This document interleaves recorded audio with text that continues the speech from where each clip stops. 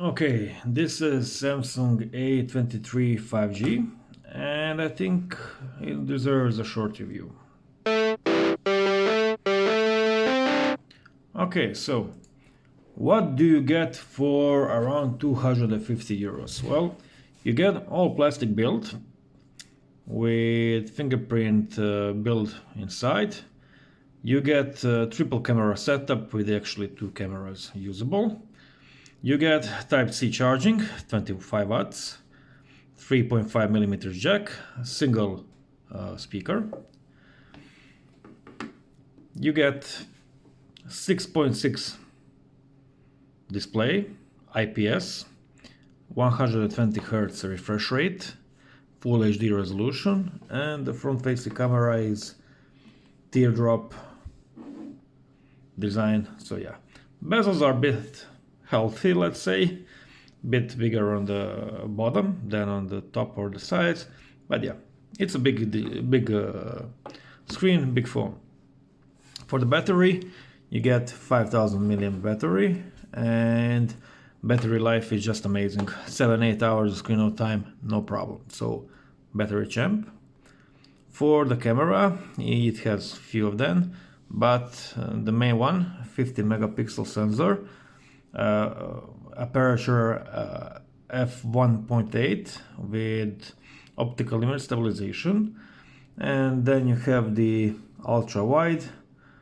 I think it's one of those ultra wide, 5 megapixels, small sensor but usable, and you get 2 megapixel depth sensor and macro sensor that you probably won't use.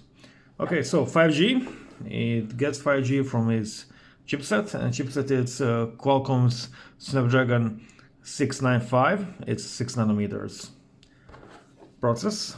So yeah, decent phone for little money. I just got the update for Android 13, so it's updated to the latest Android and the latest One UI 5. So yeah, I've been using it for a couple of days, just testing it out, and I can tell you it's a really nice phone, very nicely optimized. You would never say it's an entry-level phone because it really does work great. Okay, now I will just try to show you how good performances are, and what better way to do that than to play a game or two. And let's try Subway Surfers.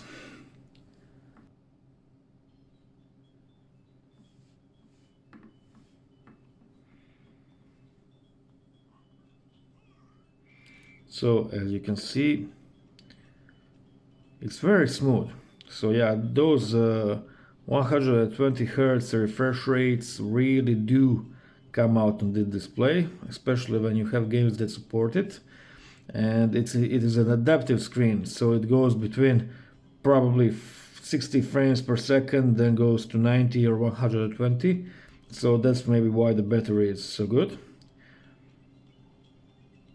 So yeah, Subway Surfers work really nice, but let's try something more challenging.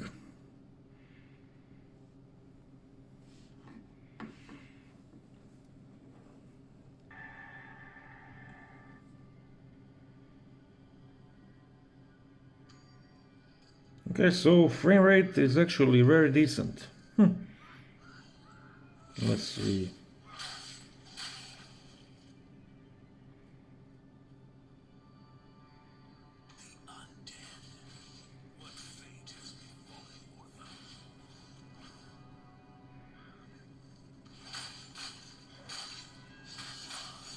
So yeah, even graphically intensive games like Diablo Immortal, they work actually really nice. So you'll have no problem with performances. This CPU is really great actually. So, okay, let's see here to kill a few more enemies. Yeah, so for performances, no problem. I have to say, when you're making calls, it doesn't have a real proximity sensor. It has the virtual ones like Xiaomi does, and it has the same problems as Xiaomi. So sometimes during the call, it will not turn off or turn on the display, so you have to use power button. Okay, For biometrics and security, you get fingerprint sensor that is built here inside the power button, and it works really nice, really fast. You also have, just let me show you here, face unlock.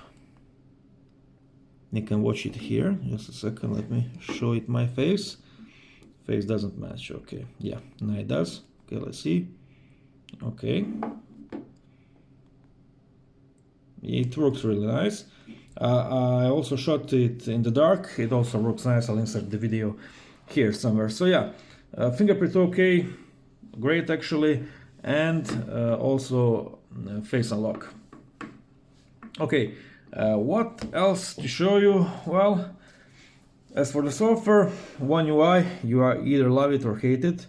For me, it's okay. I prefer some others over it, but it's nicely designed. Everything is logical. You have a lot of options there, and everything is very nicely optimized and smooth.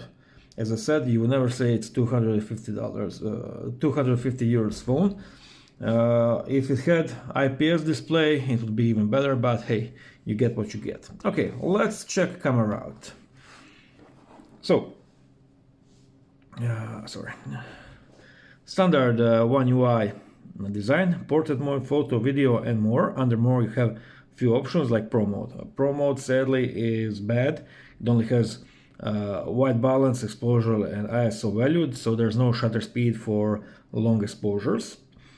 Video mode, it's kept at full HD 30. So whichever lens do you choose, you get full HD 30 the max. So no 60 FPS. Sorry, was here. No 60 FPS and no 4K video recording. Okay, here you have some of color presets and stuff like that. But for me, for using just as a regular camera, the 1x lens is great. Okay, so it has optical image stabilization and it has decent number of pixels. So 50 megapixels, they came out like 12 megapixels photos.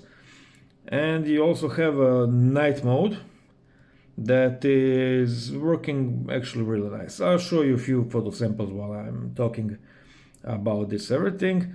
Under the setting, you can adjust and turn off things like scene optimizer, scanning QR codes, and I don't know, changing the way it will save photos. So standard for Samsung. I haven't tested the Gcam on it, but because it's a Snapdragon CPU, it will probably work just fine. So yeah, a bit disappointed that video doesn't have 4K because it's kind of 2023 now and Full HD is old already. But yeah, portrait mode, I have tested it on people and on objects, and it actually gives decent separation. Okay, I'll show it to you like right now. Okay, so you can adjust effect strength, and the stronger it is, the background blur will be more. Okay, so actually really nice separation for this kind of phone. So yeah, camera, you don't have to have a lot of options to make it better. Just put at least decent pro mode in it and you'll get better user experience. But hey, Samsung does what it does, and that's it. So to conclude, bit problems with virtual proximity. The ultra wide camera is okay, but nothing special.